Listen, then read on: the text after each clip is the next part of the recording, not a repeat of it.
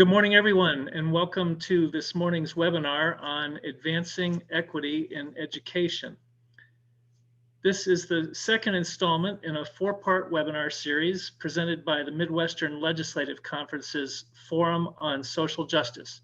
My name is Mike McCabe, and I am the director of the Midwestern Office of the Council of State Governments.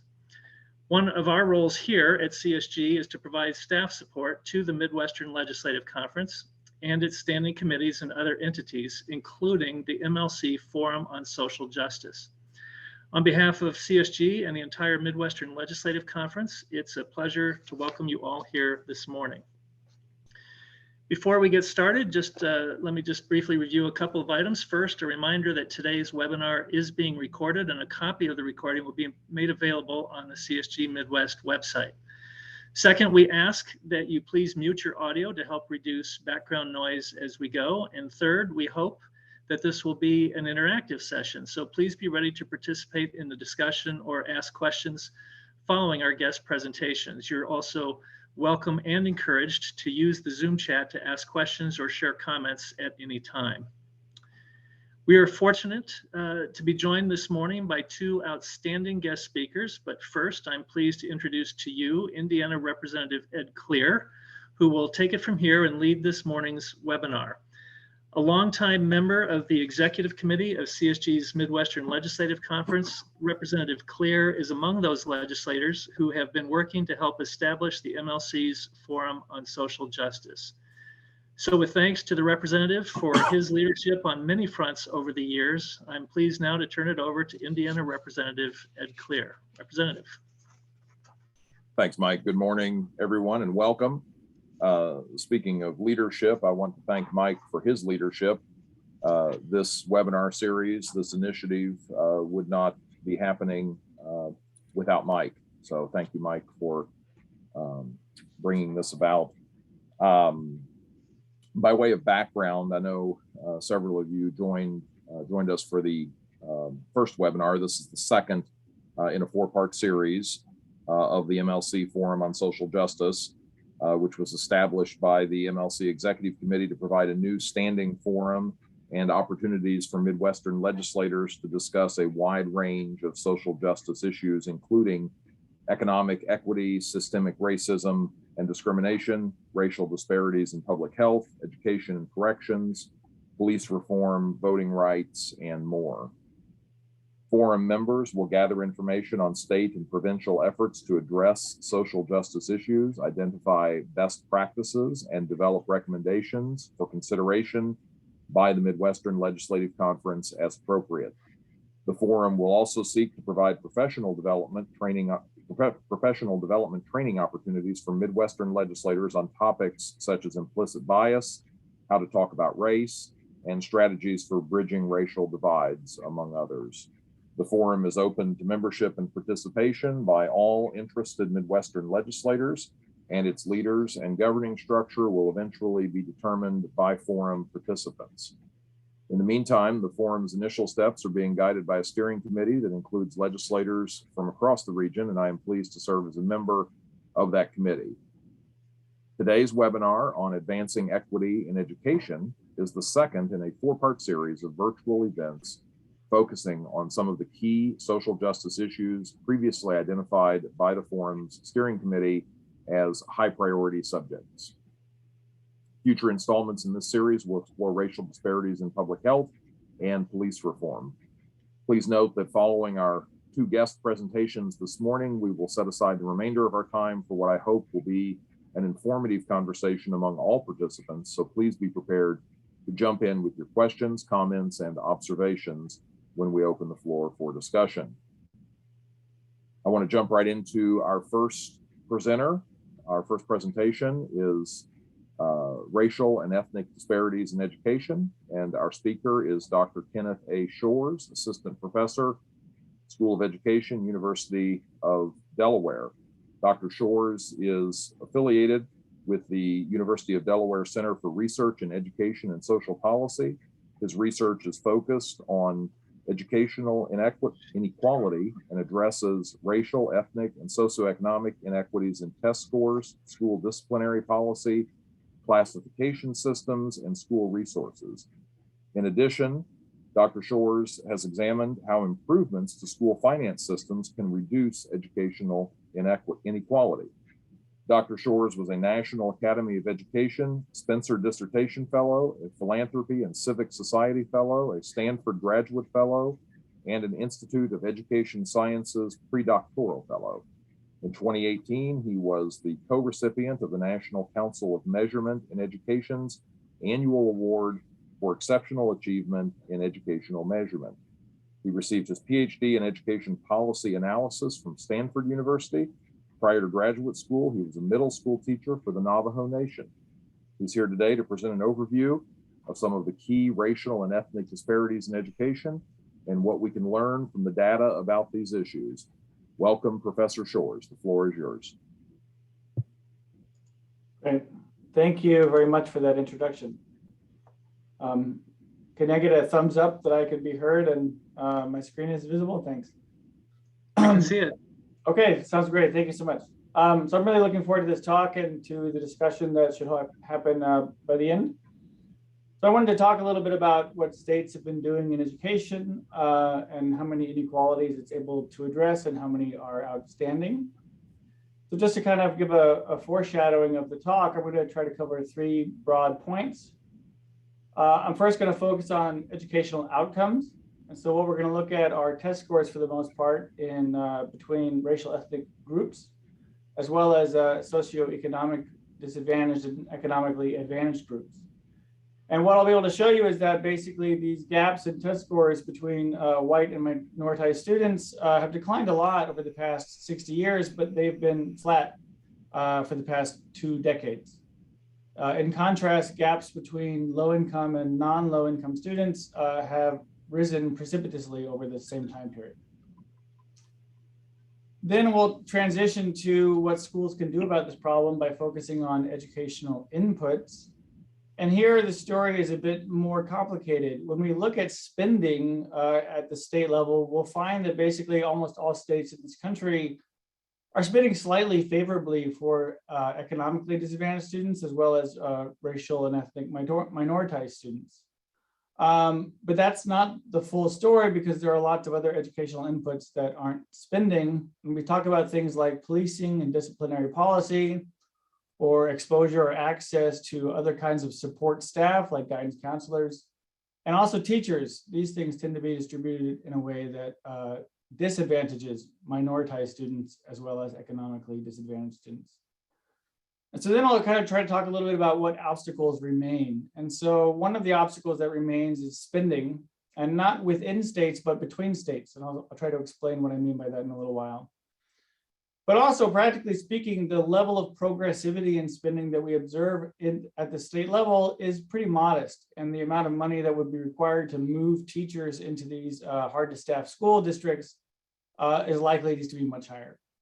And then I also just wanted to touch a little bit on COVID at the very end of this talk, because I think we're not necessarily aware of how devastating COVID has been to student learning. And I just want to emphasize that before I conclude. So let's talk a little bit here. So on the yellow graph, the yellow part of this graph represents the income achievement gap between incomes at the 90th percentile and incomes at the 10th percentile. So this comes from work from Sean Reardon, who was my advisor back at grad school. And basically what he's able to show is that if you go back from 1950 to now, you see that the income achievement gap has kind of grown over this whole period. It's almost twice as big now as it used to be. And this, of course, is coinciding with increasing income inequality between families. In contrast, when you look at the Black-white achievement gap, it in 1955 was about 1.2 standard deviations, but by 1980 had declined to about 0.6 standard deviations. So it had divided almost in half. But our ability as a nation to close this gap since then has basically stalled. And so the Black-white achievement gap has been very stable at 0.6 standard deviations for the past 4 decades, so quite a long time. There is a lot of variation in the world, and that's one of the things that we try to emphasize is not all places are addressing inequality in the same way. So here, kind of what we show just to illustrate this point is that some metropolitan areas have Hispanic white achievement gaps or Black white achievement gaps that are very different from each other. In some large metropolitan areas, the white Hispanic achievement gap is basically zero, meaning that there's no achievement differences between white and Hispanic students. And in other places, these gaps are very large, over 1 standard deviation. So these are really enormous gaps in other urban areas. So like San Francisco, for example, that metropolitan area has one of the largest white Hispanic achievement gaps in the country. It also happens to have one of the largest white Black achievement gaps in the country. The same story that we're telling for white Hispanic achievement gaps can also be told for white Black achievement gaps. There are some cities in the US where the white Black gap is basically zero. And then there are other cities where the gap is much larger, over 1 standard deviation.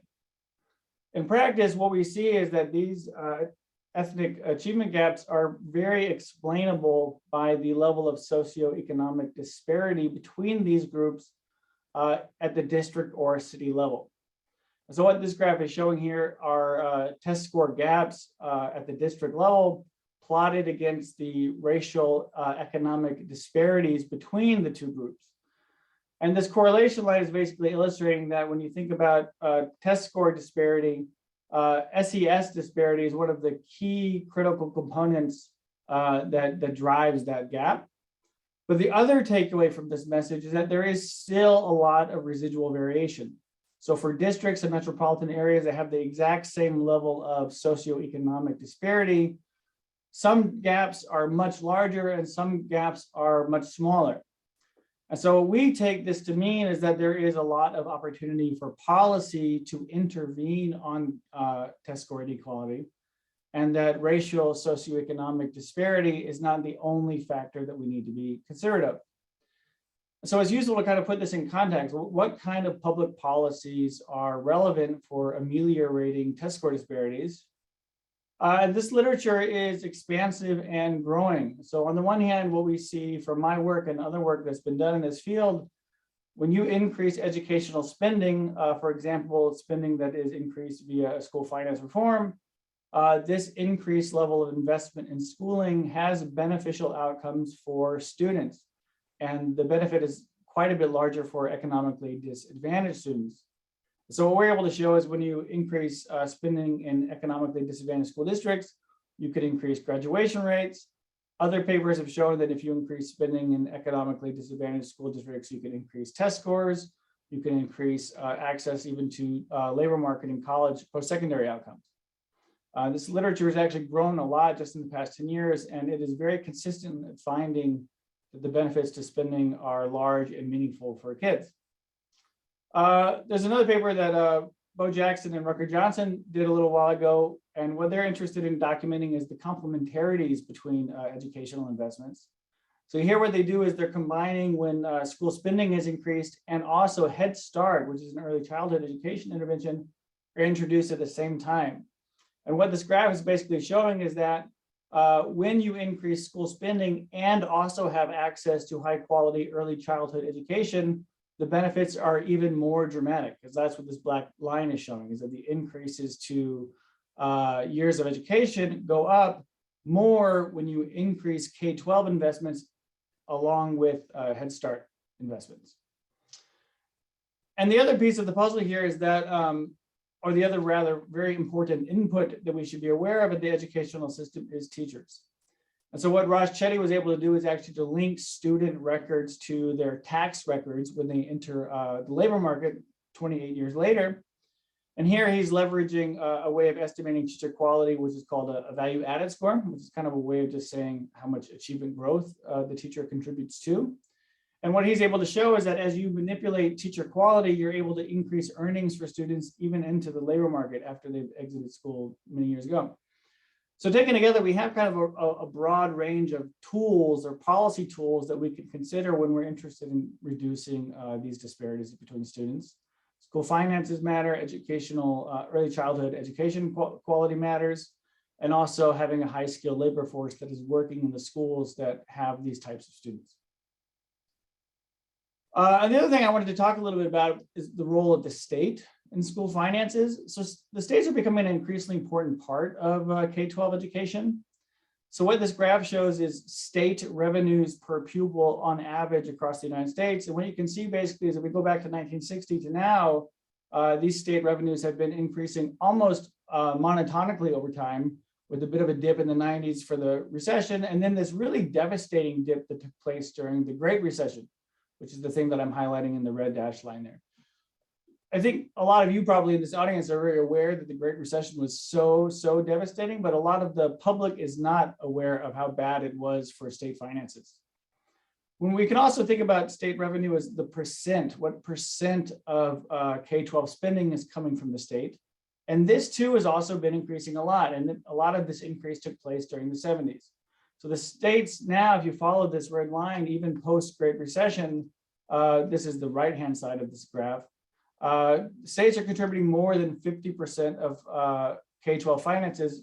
More than 50% of K-12 finances are coming from the state. So this is like a big change that's happened in the US, where the states are taking on this more important role of funding schools. So why should we care about the states? What is the big deal about state revenues? Why is that a relevant input to consider? Well, the states are the primary mechanism that we use to equalize funding in this country. So this plot shows the difference in spending between poor and non-poor students for all states. And the vertical line here is the zero line. So all of these markers here that are to the right of the zero line indicate that the state is spending more on kids in poverty relative to kids that are not in poverty. So this is true except for almost all states in the US except for 4 states. So states are spending more on poor kids relative to non-poor kids in almost every state in the country. Well, how is this accomplished? It's accomplished via state revenues. So here again, the vertical line is 0, but now we're only looking at the state revenues gap. So how much money do the states spend on poor kids relative to non-poor kids? And you can see that for all but 2 states, Delaware and Nevada, Delaware, which was just sued last year and had a settlement, all of the states are putting quite a bit more money into the pockets of poor kids, not literally the pockets, into the schools that they attend, that they go to, and to poor kids relative to non-poor kids. And these numbers are really large, $2,000, $3,000, $4,000 more per poor kid relative to the non-poor kids. And what the states are doing is basically compensating for the fact that local revenues have the exact opposite effect. Here now, all of the local revenues spending for poor to non-poor kids is regressive. Non-poor kids get a lot more from local revenues. So as the states have taken on this greater responsibility for funding schools, what they are doing is they are offsetting the inequality that comes from the local side. And if you go and talk to strangers on the street, oftentimes what you'll hear is the local revenue story, and people aren't aware of how states have taken on this greater role. And so I think we should be applauding this work, because if we don't get credit for it, it's not going to continue, right? The states have done this important thing. A lot of state funding formula tends to target economic disadvantage. It doesn't really target race or ethnicity directly. And one of the consequences of that is that this level of progressivity that we see for poor students does not map perfectly onto race or ethnicity. So these plot the same thing we just looked at, total revenues for poor Black students relative to white students. And you can see for about half the states in the US, Black students get a bit more than white students, but for the other half of the country, white students actually get more. And so these funding formula are not tailored to race. And if we think that race connotes a type of disadvantage through discrimination, for example, what we would conclude is that Black students are not getting any additional compensation. And the same is true for Hispanic students. Hispanic students are really not getting any more money than white students in a typical state, which is another form of disparity, especially if you think of resources like promoting secondary language development. It means that these Hispanic students are not getting access to the resources that they might need. Lastly, I want to kind of talk a little bit about the importance of distinguishing between within and between state differences. So these graphs here all are really modeling how much money the states are giving to a group of students relative to another group, but we're ignoring the between state differences. So this little graphic here tries to visualize what I'm talking about. So pretend that this is the country. Here we have state A, here we have state B. Each state has 4 districts and some schools, okay? So if you look at this graph, what you're seeing here is that state A spends more than state B, 10,000 versus 7,500. And the other thing that you'll notice is that of these orange dots, they can just represent whoever you want them to represent. More orange dots go to school in state B relative to state A. So on average, what that's going to mean is that the orange students have less revenues than the blue students, because so many more orange students are in this low spending state. So that I think is pretty obvious. You can see that if you have more kids living in a state that spends less, then you'll have inequality.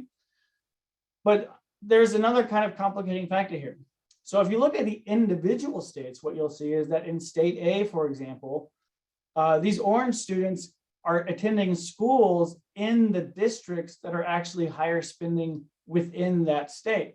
In this example, more orange kids are going to the district that spends $12,000 and $13,000. And the same is true. And so, sorry, and what this will mean is that these orange students get more money than blue students in state A. If you look on the other side, state B, the same is actually true. More orange students attend schools in the high spending districts in state B, which means that the orange students will get more money than the blue students in state B. So what this means, if you kind of take a step back, is you'll realize that the individual states can be progressive. Here, state A spends more money on orange than blue. State B spends more money on orange than blue. But when you look at the totality, you still get this kind of regressivity. So this is an example of Simpson's paradox, where each of the individual units are correlated in one way, but when you look across the whole population, is correlated in the opposite direction.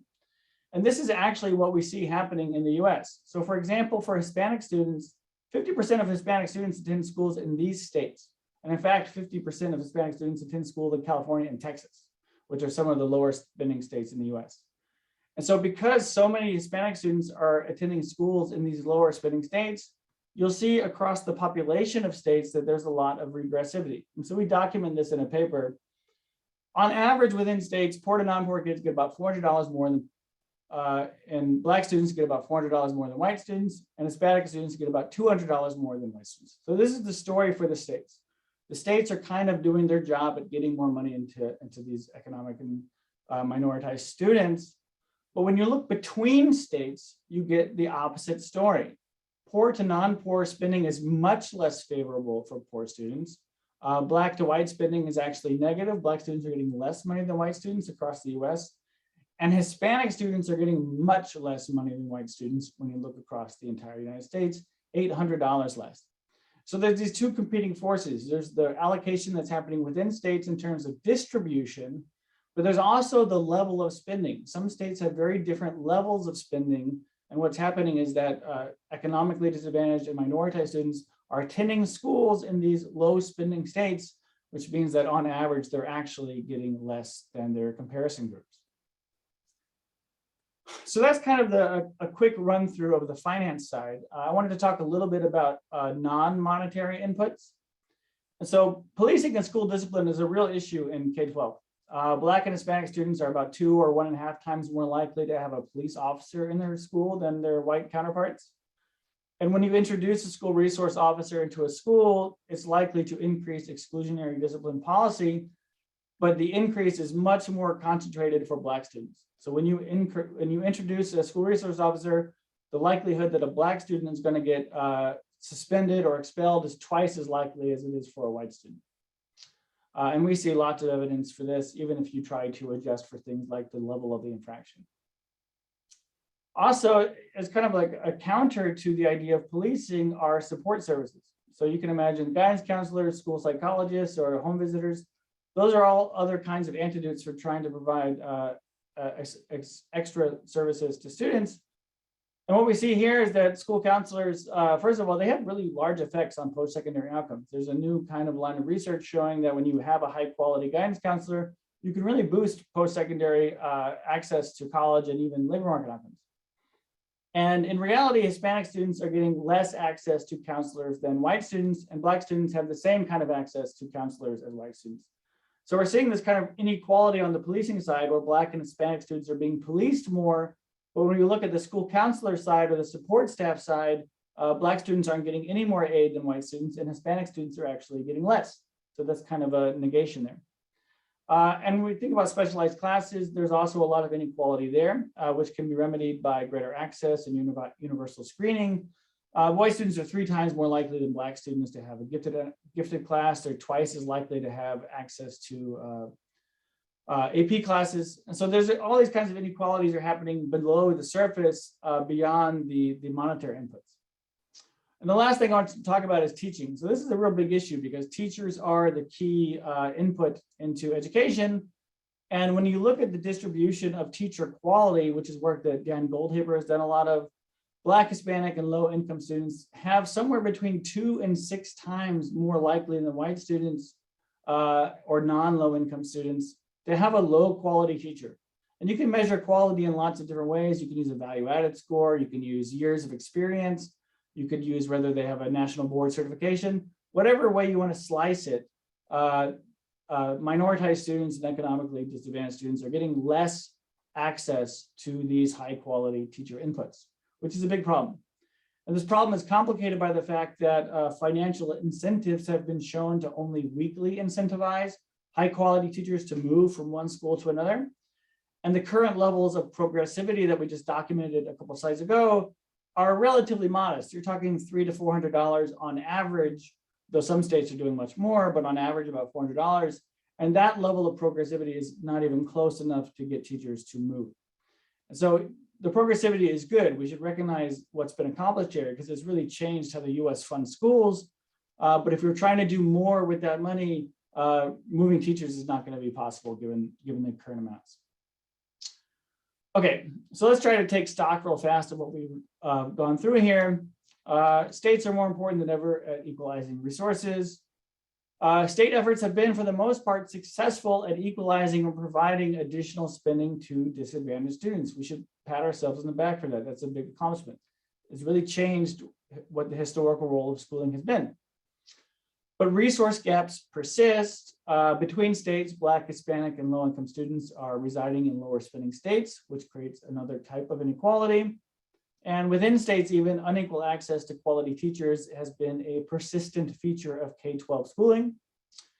And school disciplinary outcomes continue to penalize Black students in particular, but other minoritized students. And so these are all issues that demand our attention. Okay, and I wanted to just talk very briefly here about COVID because it's just been something that I've been looking at lately, and alarm bells should be ringing because this is a big deal. So this COVID and the year of remote instruction that resulted from this switch has really kind of devastated student learning. So we're getting a lot of different estimates about how big this effect was. Plausible estimates from current test takers or impact evaluations from states that switched early put the learning loss at 0.25 to 0.48 standard deviations for low-income students, and even 0.2 and 0.35 standard deviations for non-low-income students. So part of the problem, I think, is that this new line of research is focusing on these units, like a standard deviation, which does not have much meaning to a typical person. So what I wanted to try to do is kind of characterize what that number means, because it's a big number. So if you think about the Black-White achievement gap, for example, the Black-White achievement gap is about 0.6 standard deviations. So think about all of what is represented by that achievement gap. This is what Billings refers to as the education debt. We have a long history of Jim Crow, segregation, over-policing, systematic underfunding of schools, massive layoffs of Black teachers that took place post-Brown. There is a lot of history in what that Black-White achievement gap represents.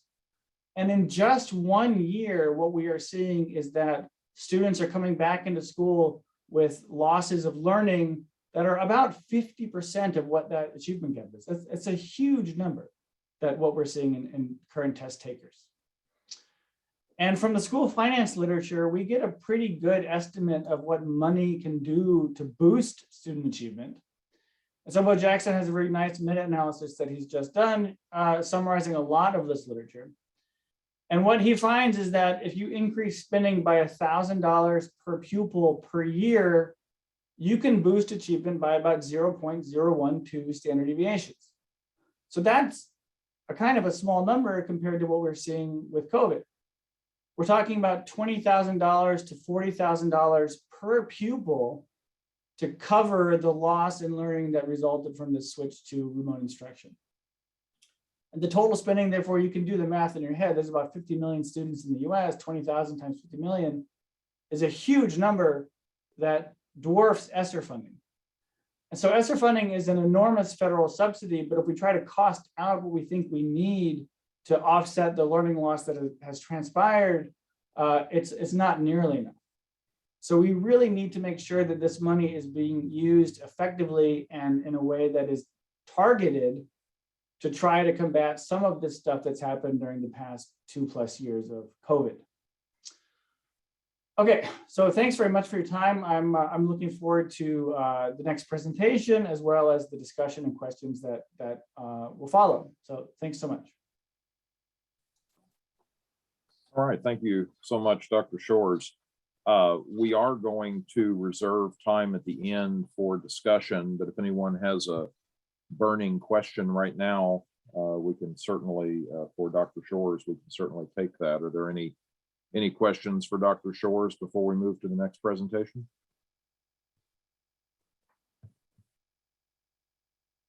Okay, so Dr. Shores, thank you again for that excellent presentation. We're going to move to our next presenter.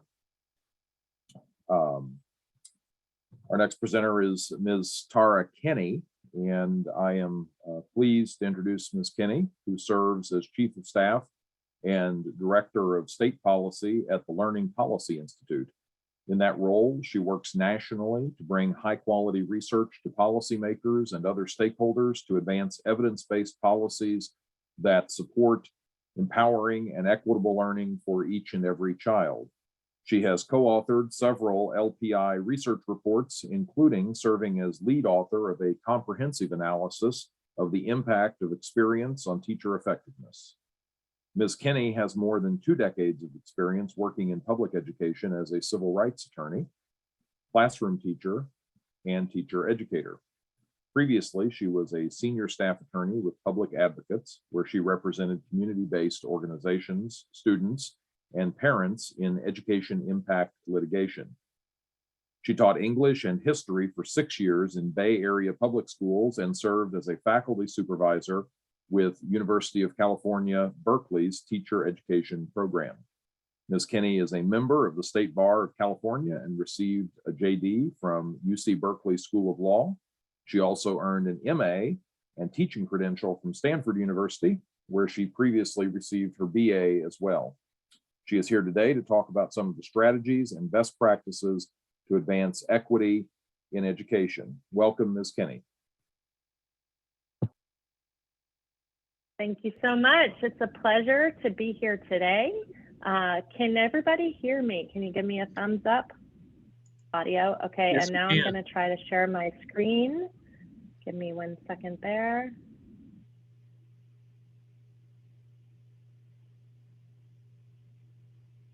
And then my screen sharing. Yes. Great.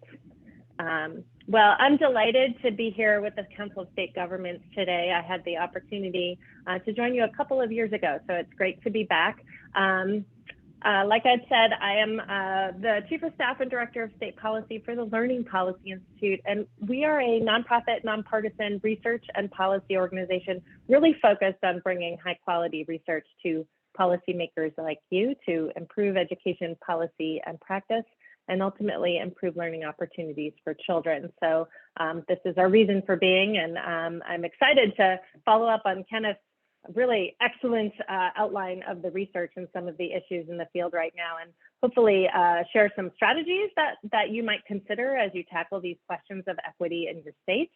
And I'll offer a little bit of a framework for thinking about that as well. And I will skip some stuff that I thought about today because we've had such a phenomenal foundation this morning. So apologies in advance for breezing through some of these slides. But what I wanted to start with a little bit is a framework for what's driving the achievement gap and the opportunity gap that Kenneth laid out. And I want to offer this picture of the anatomy of inequality in our society. Our schools are really operating on a foundation of poverty and segregation, right? Nearly 1 in 7 children in the US are living in poverty, meaning their family of 4 is surviving on $500 a week. And almost half of children living in poverty are living in extreme poverty, or $13,000 per year for their family. More than 70% of children, poor children, are children of color. The pandemic and pandemic relief considerably shrunk these rates. This is a graphic from the Center on Poverty and Social Policy at Columbia University. But when that child tax credit ended last December, we've seen a sharp uptick. You can see at the end of this chart where poverty rates for children have climbed back up sharply. They're up 38% since last December when the tax credit expired. And our nation's schools are quite segregated. Resegregation has been growing as courts have stepped away from overseeing desegregation orders. And today, half as many Black students attend majority white schools as they did in 1988. We heard a lot from Kenneth about how layered on top of this foundation of social inequity and a tattered social safety net is this unequal school funding, right? Which is driving so many of the outcomes in our public schools, and research from him about why this matters. In the US, school funding is unequal both across and within states, and how much money does matter for student outcomes, and the impact of the school finance reform research and the whole body of work that's been growing in the past decade or so to show the impact of greater spending on stronger student outcomes. So I want to dive in a little bit deeply on the inequitable distribution of qualified educators, because these inequities in funding and working conditions as a result are driving inequities in access to well-qualified educators, which has really been compounded in this era of teacher shortages, which has only grown worse during the pandemic. My guess is you're seeing it in your states right now. This is a result of a study that the Learning Policy Institute conducted back in 2016, where we projected national teacher demand here in Black and estimated supply of teachers in blue. And you can see demand rises steeply in 2013 as districts came back from the Great Recession, started reinstating classes and programs that were reduced or eliminated during the recession. And those hiring increases came at a time that teacher supply has just been, tanking across the country.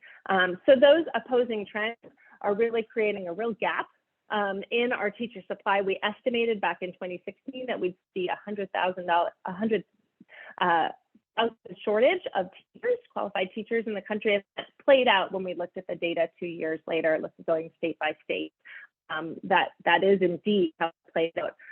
And we don't have the national data yet right now. There's always a lag in our data sets, but just looking at shortages in the news across the country, schools have had to close because of shortages of educators, school bus drivers, you name it.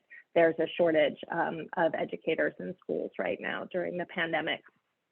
So when there aren't enough qualified teachers to go around, the schools with the fewest resources and the least desirable working conditions are the ones that are left with those vacancies. And this graphic shows you data from the US Department of Education's civil rights data collection. And you can see that shortages of teachers increased between 2014 and 2016. And in the most recent data, students of color are 4 times more likely to be taught by a certified teacher than schools with low student of color enrollments. Again, why does this matter? Well, we know from research that teacher certification, experience, and stability matter for student achievement. We've seen that out in large-scale studies from New York, North Carolina, most recently California. Research also indicates that teachers without full preparation leave 2 to 3 times the rates of fully prepared teachers, creating what's called in the field that leaky bucket phenomenon that contributes to shortages and really undermines school improvement efforts when you have that constant churn of teachers leaving. And as I just described, these characteristics of teachers are inequitably distributed. That's a pattern we've seen borne out over decades in the research. And Kenneth mentioned Dan Koldaber's research has been really powerful here. This is a study I have pictured here that LPI published looking at that civil rights data collection data that bears that out as well. The achievement gap is also driven by unequal access to curriculum. That includes unequal access to advanced courses including math and science courses that are the gateway to higher education, in access to advanced placement and international baccalaureate courses, and in access to gifted and talented programs across the country. Another LPI study analyzing that CRDC data looked at course access and found that high schools with a high proportion of students of color are less likely to offer advanced math and science courses than schools with a low proportion of students of color. You can see here in this top line that schools with high schools with a high student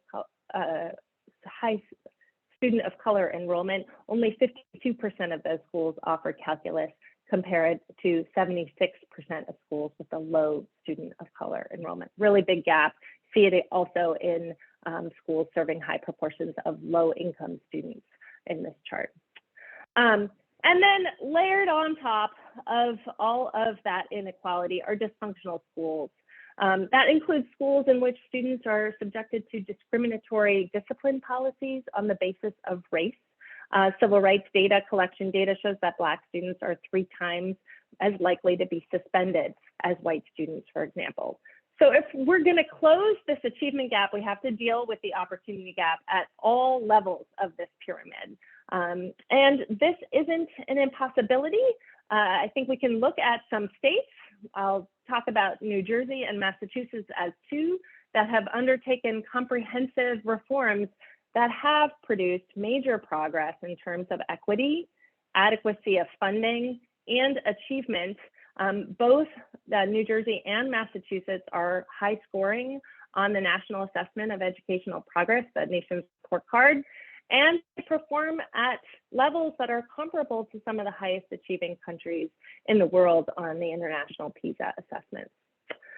So what did they do? I'll give you the flip side of that pyramid. They pursued equity at all levels of the pyramid. It includes supports for children, things like food, housing, healthcare, preschool, as we heard from Kenneth, so important there, and academic supports.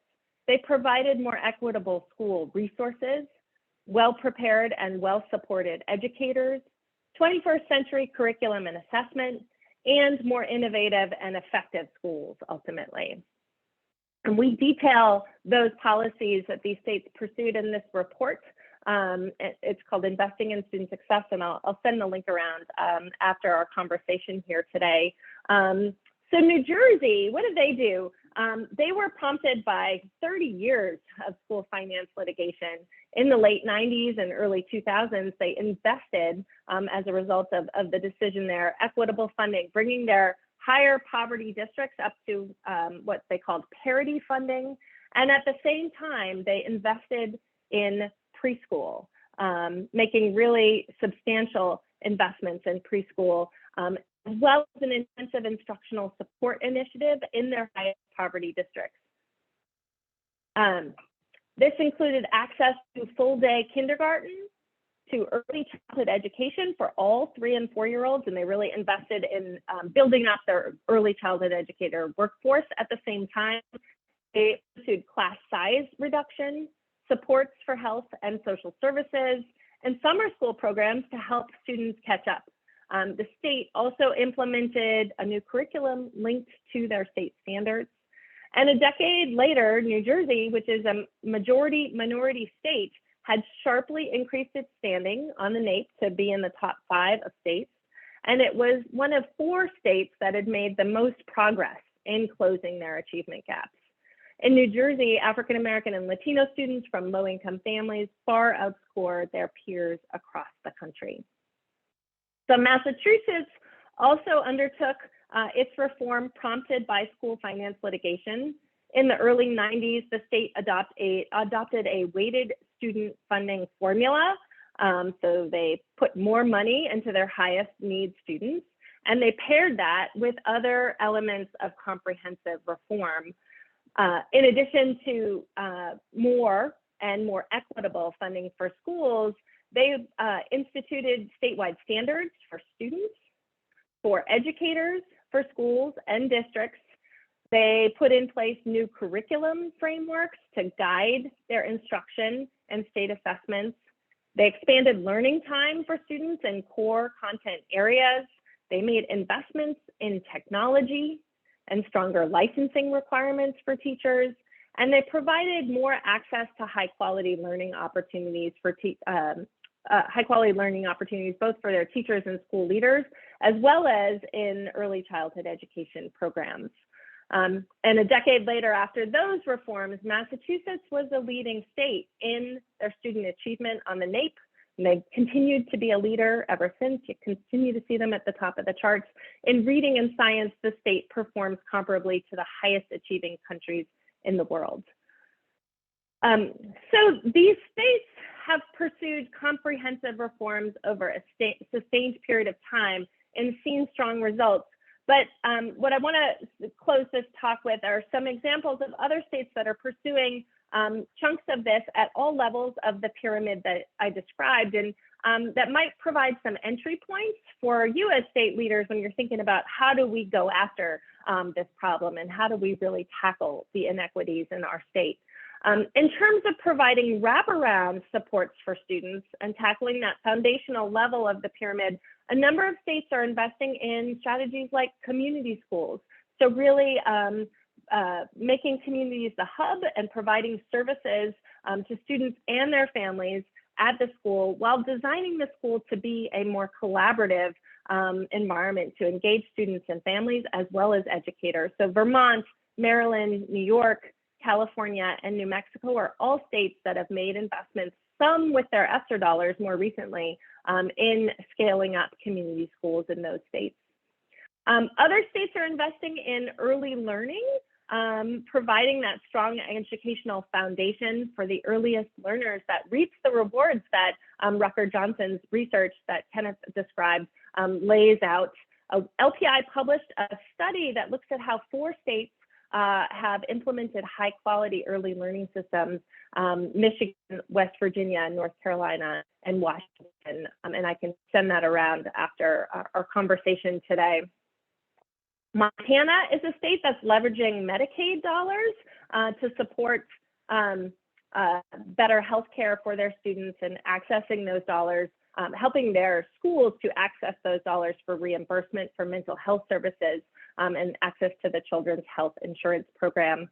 And Maine and California are states that are providing universal school meals that will go beyond the expiration of the federal waiver for universal meals that's due to expire at the end of this year. Another key part of the puzzle is, of course, this inequitable distribution of school resources. And I think we heard a bit from Kenneth about how states can approach this. We laid out some strategies in this report by Bruce Baker on how money matters for schools that I'll send around. You might consider how your funding formulas focus on pupil needs and the cost of meeting your state standards. Are you providing an adequate base amount of funding to cover the true cost of meeting your state standards? And then are you providing additional funding for student needs, whether they're learning English, students living in poverty, students with a disability or in foster care or experiencing homelessness? States can also adjust their funding, of course, based on regional cost of living differences, or particularly in states with large rural areas, higher transportation costs. Another key consideration is developing that reliable funding base that goes to the core of teaching and learning, that supports the teacher quality that we know is so important to student outcomes. So thinking about how does your funding in the state not over rely on categorical programs that come and go and have a lot of ramp up costs, but really provide that strong base that gives locals an opportunity to invest where their needs are at the local level. And then, of course, leveraging those federal funds, including the infusion of ARPA funds and ESSER funds wisely and equitably. It is a significant amount of funding, both at the state level and providing guidance to your local school districts. Another critical policy element is providing that access to well-prepared and well-supported educators. And I do want to call out how uniquely a state role this is, right? States set the standards for teacher qualifications. they determine the supply really of qualified educators in the state. This isn't something districts can do on their own. They're just poaching from each other, and it's those wealthier districts that are able to attract and retain you know, some of the highest qualified educators there. So it's really the state's role to ensure that adequate supply of teachers. So thinking about how does your state policy do that, right? Can you offer service scholarships or loan forgiveness programs so that you're covering the cost of teacher education for candidates and attracting more into the field? Indiana is a state that's done that through its Hoosier Scholarship Program. North Carolina has a long-standing and successful program there, the North Carolina Teaching Fellows. Oregon has Teacher Scholars. California has the Golden State Teacher Grant. So these are programs that a number of states in particular are scaling up in this era of teacher shortages to good effect. States can also provide access to high retention pathways into teaching, right? Because if you recruit teachers and train them well, they will stay, is what we see in the research. So teacher residency programs have been a policy that a number of states have pursued, really modeled on that medical residency, where teacher candidates spend a full year apprenticing alongside an expert master teacher, and they receive financial support while they're doing it. So Pennsylvania, West Virginia, California, New Mexico, Montana most recently are states investing in teacher residency programs. Other states are pursuing grow your own programs, so really recruiting folks who are often already in the community, working in the schools like paraprofessionals, for example, and training them up to be teachers and supporting them financially as they do so. Tennessee is a state that has done that and most recently got federal apprenticeship funding to do that. Minnesota, New Mexico, California, and Washington have all really strongly invested in grow your own programs. And then mentoring and induction for novice teachers is also critical, especially in light of the interrupted learning that so many teacher candidates had as well during COVID, right? Their education was also interrupted. And more broadly, the significant numbers of individuals entering the profession without having already completed teacher education, and those folks particularly need a lot of support. Illinois is using its federal recovery dollars to support mentoring for novice teachers. Iowa has a long-standing and successful teacher mentoring program. New Mexico has made recent investments in teacher mentoring. I've focused on early career teachers. I do want to say a few words about supporting and retaining the existing educator workforce, because if those folks continue leaving in droves, our shortages are just going to continue. A key element there is providing competitive compensation. It's really foundational to teacher recruitment and retention, and that could be through overall increases in funding, but it could also include increases for taking on increased leadership roles or expertise, things like national board certification, increases for teachers who teach in high-need fields or schools, and I mentioned loan forgiveness as a strategy to boost compensation as well. Teachers also need robust opportunities to learn, grow, and collaborate. So providing sustained opportunities for professional learning, especially with the shift during COVID from virtual to hybrid and back again instruction, many schools, I think, and districts had an opportunity to see some of the benefits around redesigning school schedules in ways that allow for greater collaboration time. And this may be a change from COVID that could stick and be beneficial in that way.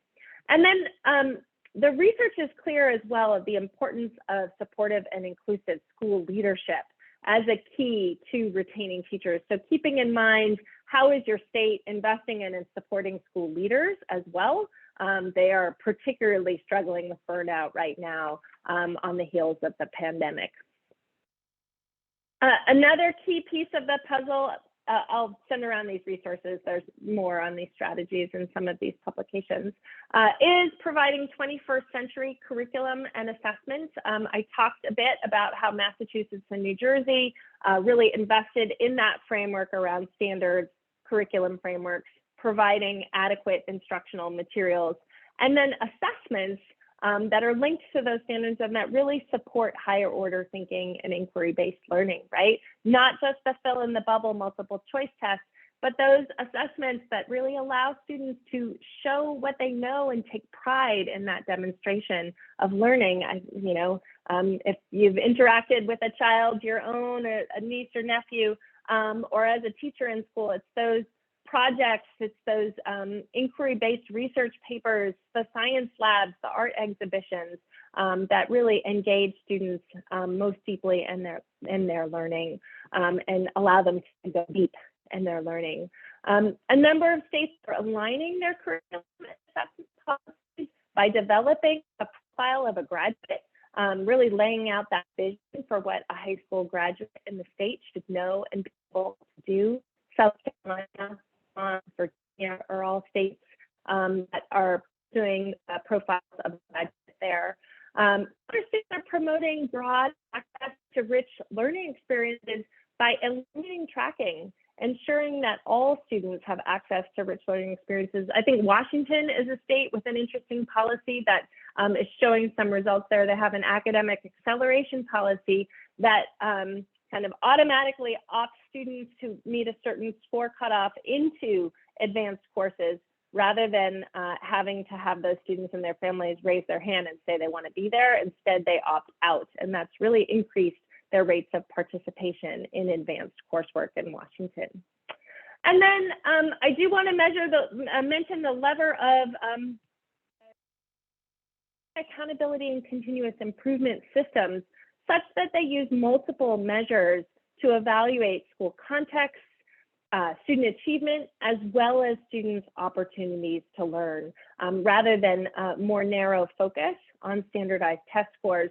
The pandemic really paused some of our traditional accountability measures. We just didn't have the data, of course. And the US Department of Education has really signaled in its guidance in recent months an openness to considering revisions to federal accountability plans from the states. So you might connect with your state education agency and see what they're considering there in this current moment. Iowa, for example, is a state that's using a conditions for learning survey as part of their accountability system. You know, the state has long had a conditions for learning survey, and it recently integrated it into their accountability system. And finally, state policy can support innovative and effective schools, I think, in a number of ways. This publication from LPI on design principles for schools lays out some of that, and we'll have a policy toolkit coming out shortly.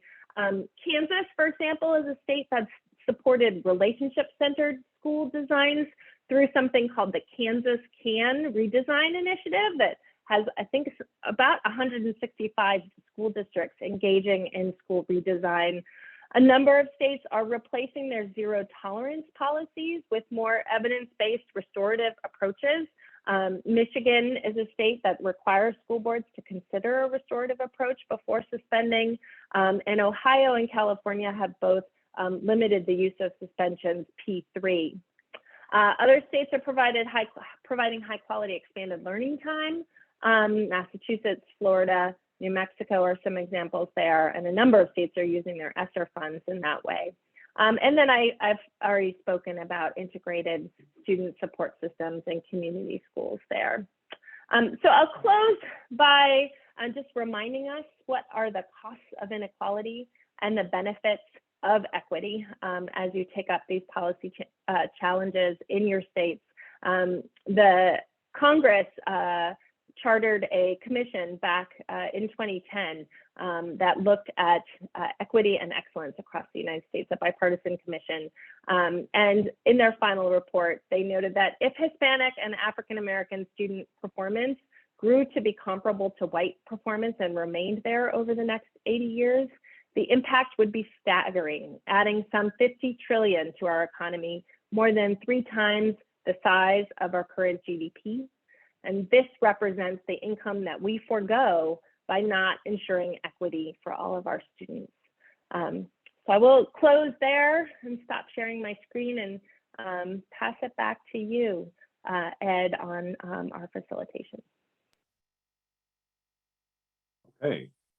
Well, thank you very much for another excellent presentation, and we couldn't have planned that better as far as the timing. Both of you were spot on, so thank you, and that leaves plenty of time for discussion. We have right at 30 minutes. Don't have to use all of it, but certainly would love to have some conversation. So is there anyone, you're welcome to raise your hand or put something in the chat or just jump right in. And Mike and I are trying to keep an eye on both the chat and I see a hand. Derek. Thank you, Ed. Tara, thank you so much for your presentation. Again, Kenneth, for yours as well. I wanted to kind of go back to the discussion on inequities and funding for school districts. And obviously the biggest reason for that is property taxes. I know here in Illinois, a few years ago when I used to work for the state, that was the big issue when we were forming our school funding task force to try and change our school funding formula, because the gap between the richest and the poorest schools in our state was one of the worst in the country. So I know you talked about different ways that legislators can get involved, whether it be through categorical grants, or I know like here in Illinois, we have different equity goals that we set to try and allot state dollars to these districts that struggle because they don't have very high property tax revenues. But that only goes so far. So I just want to ask you, are there examples of other states that have been able to find success in tapping into revenue sources that are not just property taxes, whether that be income taxes or maybe reform how many education dollars are allotted to go to a tax increment financing district? Derek, I think I'm going to connect you with Michael Griffith on our team, who really leads our school finance work and can, I think, dig into you on some of the state examples. I don't have them at my fingertips this morning. Thank you. Yeah, but I mean, a lot of states have basically what's a foundation plan now, where the state guarantees students a certain minimum amount of funds. And when the states implement the foundation plan, there are other issues that they have to contend with, which is how do they regulate property tax collection? And so a lot of them have now basically said, we're going to assign a millage rate to the district, and we're going to create updated evaluations of the median property values of the district. So if a district has a lot of property wealth and it has the assigned millage rate, say 3% or whatever the number is, they can bring in 12,000 per pupil. And if the foundation plan is 12,000, the state just doesn't give them anything. If another low property wealth district can bring in 2,000 using the same millage rate, the state gives kids 10,000 per pupil. And so the foundation plan is a fairly simple structure as long as you have these other programmatic elements in place, namely regulation of assessments of properties and tax rates. Then additional things can be added on, like categorical aid and other funds. In terms of funding, yeah, states, there's a lot of ways to get up the mountain. Some states have implemented state property taxes. Other ones have implemented income taxes. I imagine there are pros and cons to those things, but it's kind of like all of the happy families are kind of happy in the same way. So the states that are doing it have foundation plans, guarantee students a certain amount of money, add on other elements, and fund it through something that's not just the local property taxes.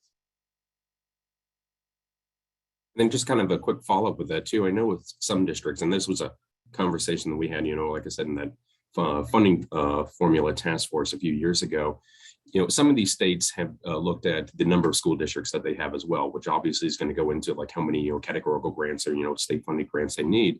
And so has there also been a push when it comes to equity to be like, maybe we should be consolidating how many school districts we have in a state so that we're not having to give out to too many? Because I know, for example, again, here in Illinois, we have quite a lot with, I think it's like 860 school districts throughout the state. Yeah, that's a good question. I don't know the answer to it.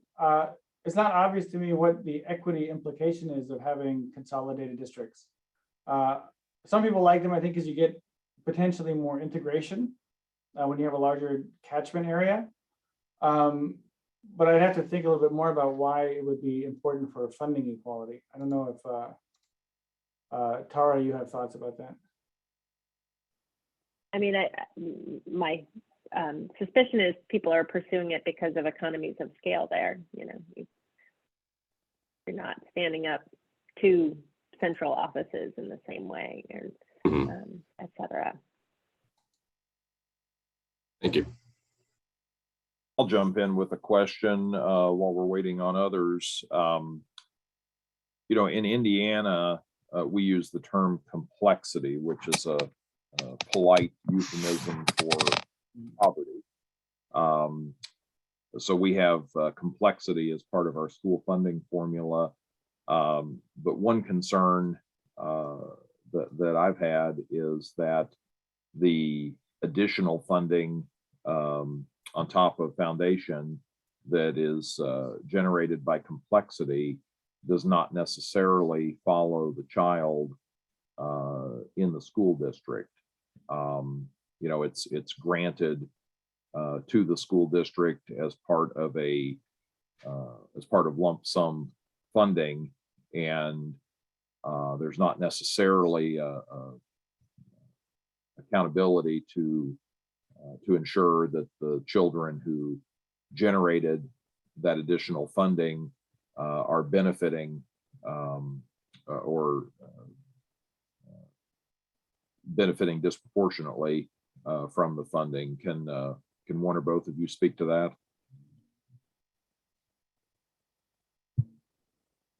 I'm happy to chime in there on initially. So I think we talked a bit today about the importance of teacher quality as really a key element of addressing those opportunity and ultimately achievement gaps. When you have funding that goes to the, you know, teacher salaries are typically set in most states anyways at the district level. And when you have funding that goes directly to the student and you need to track it back, did the money get spent on X low-income student or X English learner, you can't use that funding easily for things, for overall salary increases, for example, to make your high poverty district more competitive with some of its neighboring districts. So I raise that as one argument for why you know, you might not want super strict and restrictive lines to, you know, that kind of backpack funding model. California is a state that recently moved to a weighted student formula back in 2013. So it's been almost a decade now. They call it the local control funding formula. And there the funding for low-income students, English learners, and foster youth flows to the district level, not down to the school. Research by Rucker Johnson, looking at, you know, statewide at test scores and graduation rates, really shows a significant impact of that school finance reform on student outcomes in the state, and the impact of the flexibility of those funds as well. He's teased out both. So it's one kind of point of research in this question about should the funding flow with the student directly. I think what I was thinking about is where you have a school district that you know, has wealthier areas.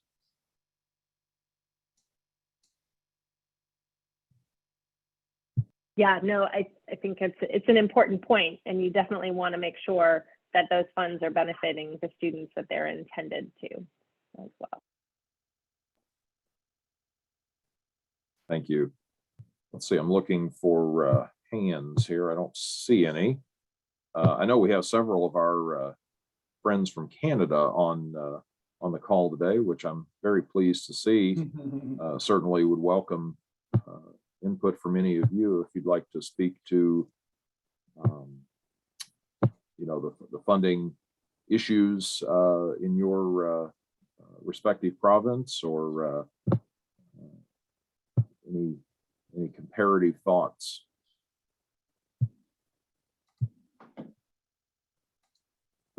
I'll jump in with one more question. Maybe we'll get somebody else to jump in here in a moment. But one thing, Professor Shores and Ms. Kinney, don't think either of you really spoke to is the implications of school choice for reducing disparities and increasing equity. We have a very robust school choice program in Indiana, and I'm just curious to hear your thoughts on the implications of both public school choice and private school choice, and what role you see them playing. I mean, it's not an area that I know so much about. My kind of understanding of this is that people who are proponents of charter schools exaggerated the benefits, and those who are opponents of charter schools have been exaggerating the negative side of things. My sense is that they don't really do a whole lot more than traditional public schools. When you kind of look across the population, there are some really truly excellent charter schools that do beat out the traditional public schools, but there are also lots of charter schools that aren't any better than the traditional public school. I think a lot of the theory about this is that they're going to create a more dynamic, competitive labor market, so people have to innovate and become more efficient at teaching. And I don't think that really has materialized. That's kind of my high-level view of the charter school question. Tara, maybe you have other insights into it. Well, and not just charter schools, but again, public school choice, which we have in Indiana, where parents can choose to send their child to another traditional public school that's outside of their area of legal settlement. So we here in Indiana, we can cross not only district lines, but county lines as well. And then also, again, we have a very robust school choice program in Indiana, which includes not just public charter schools, but also vouchers. So we have a whole menu of school choice options. And I don't mean to put you on the spot, either of you, but I wanted to mention the other forms of school choice. Yeah, thanks.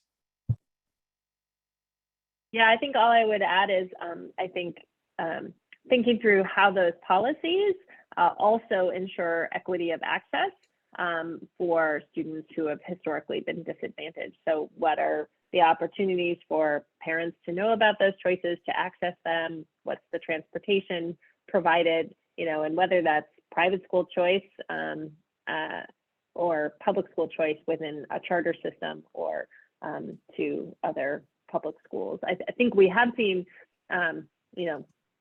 choice is often spoken about in the private or charter school context, but what you described as choice within the kind of quote unquote traditional public system is significant, and providing, opportunities for students to, especially at the high school level, attend schools that are dialed into their interests is, I think, something for us to aspire to. Thank you. We have a question in the chat from MLA Brar. I hope I'm pronouncing that correctly. Is there any data around the impact of investment in school breakfast programs? Yeah, there is some stuff on this question. I was actually just kind of looking it up. There's a paper, I put it on the chat. Diane Skanzabach's economist, education researcher at Northwestern.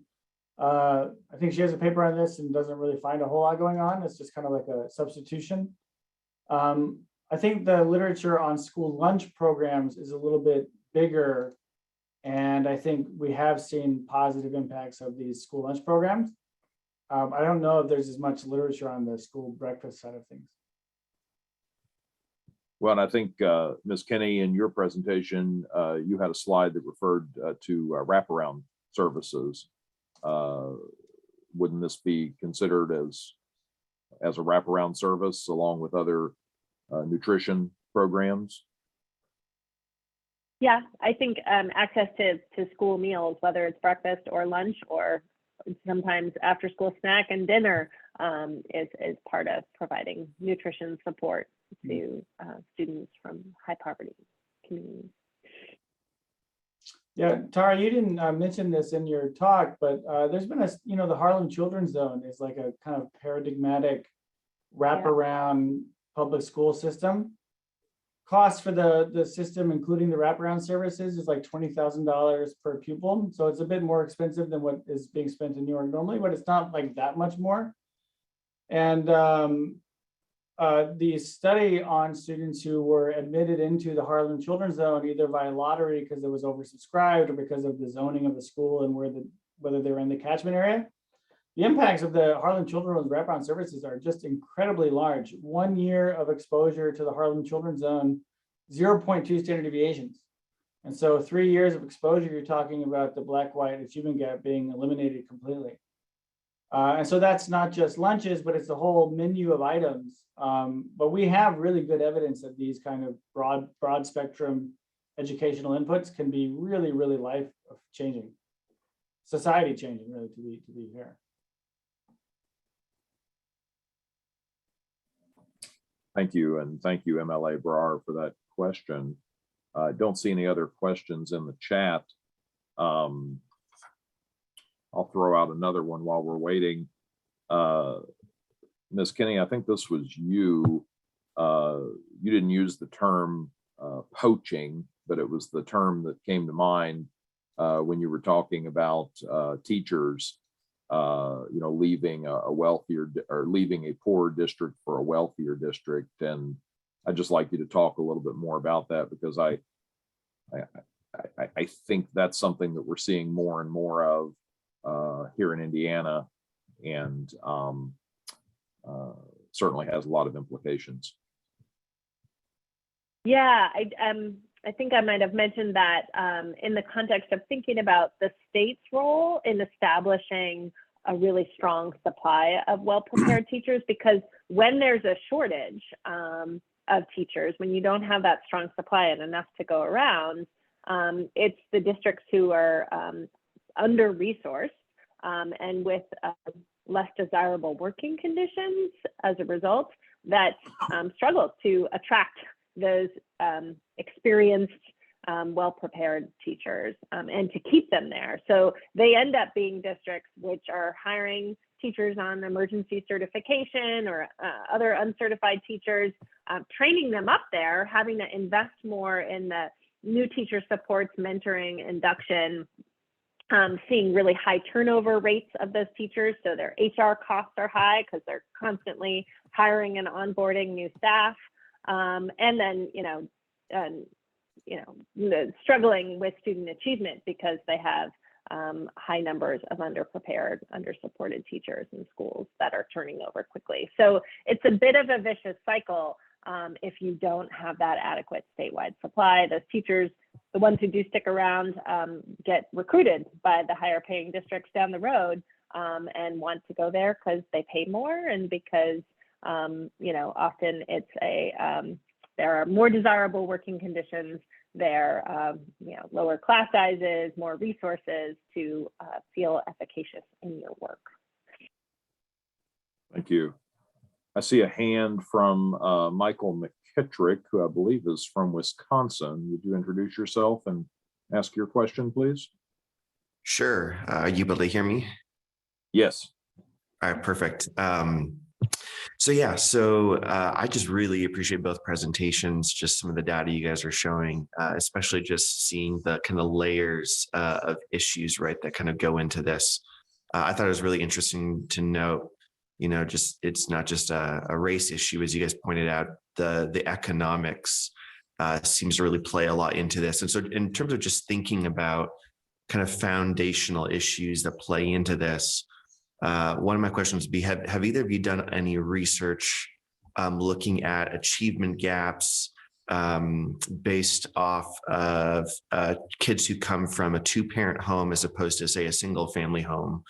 And how does that play into both the economics, race, the gap? Like, is that another factor that's kind of at play here? Just curious about that. So I don't know of any. It's a difficult thing to kind of understand from a kind of a causal inference framework. There's a lot of stuff that's entangled with single family households, finances, the precipitating causes of it. Certainly it's a cause of economic loss. you have less money coming into the family, and so that's going to hurt the kids' academic outcomes. But I don't know of any, paper that has really tried to understand what happens when a family separates and what happens to the students afterwards. It's sometimes it just kind of gets wrapped up into this kind of broad thing that we call socioeconomic status.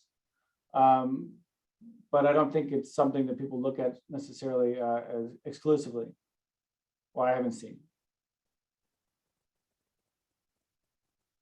I don't have anything to add there. I'm sorry.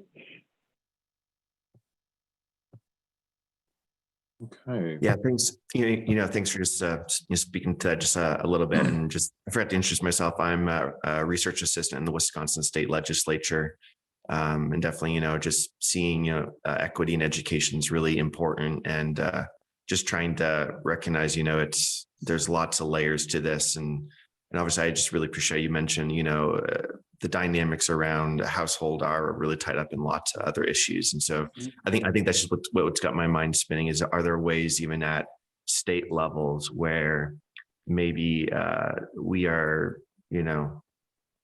having policies that maybe encourage or make it harder for people to get into better economic spots? And does that then play into, inequality in education? So thanks for at least just saying there's not a ton of research on this, but I wonder if that's something that'd be interesting to explore more. Thank you for the question. I'm not seeing anything else in the chat, and I don't see any other hands up. Give it just a second here and see if there are any last questions. Professor Shores or Ms. Kenny, would either of you like to offer some closing thoughts? No, just thanks for having me here. It was really nice to talk to everyone. Likewise, and Michael has my contact info. It's also on the slides if there's anything you want to reach out on as a follow-up. Well, thanks again to both of you for 2 excellent presentations. Thanks to all of our attendees for participating today. Want to remind everyone that a recording of today's webinar and copies of the speaker's slides will be posted on the MLC website. And I also want to remind everyone that the MLC Forum on Social Justice webinar series will continue with 2 more installments, April 29th and May 13th, both at the same time as today, 11 Eastern, 10 Central. And I would encourage everyone to register and join us as the series continues. And thanks again for Mike McCabe for putting this together along with the rest of the CSG Midwest staff. Really, Mike, 2 excellent presentations. So thank you. And do you have any closing comments, Mike? No, I don't, except to join you, Representative Clear, in thanking our guest presenters. I thought they both did an outstanding job. Thank you to all who took time to join us this morning, and we look forward to seeing you at the next installments as the series continues. Thanks to one and all. All right. Well, thanks, everyone. I hope everyone has a great afternoon and enjoy your weekend.